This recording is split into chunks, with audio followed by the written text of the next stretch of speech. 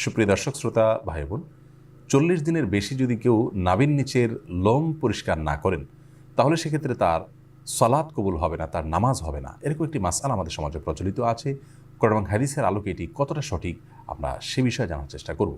প্রথম কথা হলো, হাত পায়ের নখ ছোট করা, গোপ ছাঁটা ছোট করা, বগল এবং নাভির নিচের পশম পরিষ্কার করা, এটাকে চেঁচে ফেলা, এটি সকল নবী রাসূলগণের প্রতি আল্লাহ রাব্বুল আলামিনের পক্ষ থেকে আরোপিত কমন একটি বিধান ছিল। সকল নবী রাসূলগণের কমন একটি সুন্নাহ ছিল, যে সুন্নাহ সকল নবী রাসূলদের জন্য প্রযোজ্য ছিল। একজন ইমানদারের জন্য সেটি অবশ্যই অনেক বেশি গুরুত্বপূর্ণ। আনাস ইবনে মালিক রাদিয়াল্লাহু তাআলা আনহু একটি হাদিস বর্ণনা করেছেন, যেটি সহিহ মুসলিমে বর্ণিত হয়েছে, সুনান নাসাঈ এবং মুসনাদ আহমদ সহ বিভিন্ন হাদিস কিতাবে বর্ণিত হয়েছে।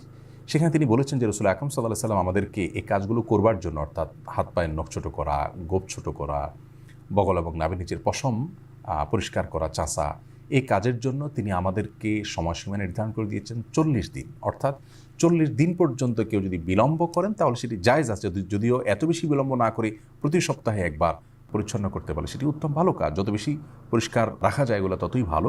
কিন্তু যদি কেউ বিলম্ব করতে চান তাহলে সেক্ষেত্রে তিনি এগুলো না চেষে না কেটে সর্বোচ্চ 40 দিন পর্যন্ত থাকতে পারবেন। 40 দিনের পর যদি তিনি না কেটে থাকেন তাহলে সেটি তার জন্য গুনাহের কারণ হবে। সে কারণে তিনি আল্লাহর কাছে পাপী হিসাবে বিবেচিত হবেন। কিন্তু এর কারণে তার সালাত হবে না, তার নামাজ কবুল হবে না, এরকম কোনো কথা হাদিসের কোথাও বলা হয়নি। সালাত বা নামাজ বিশুদ্ধ হওয়ার সম্পর্ক হলো সালাতের যে শর্ত আছে সেই শর্তগুলো তিনি সঠিকভাবে আদায় করেছেন কিনা এর উপর নির্ভর করে।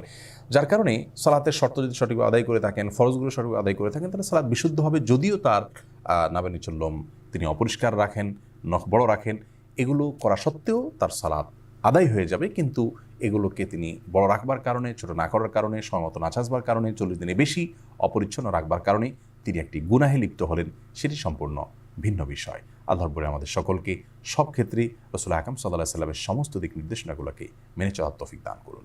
আসসালামু আলাইকুম ওয়া রাহমাতুল্লাহি ওয়া বারাকাতুহু।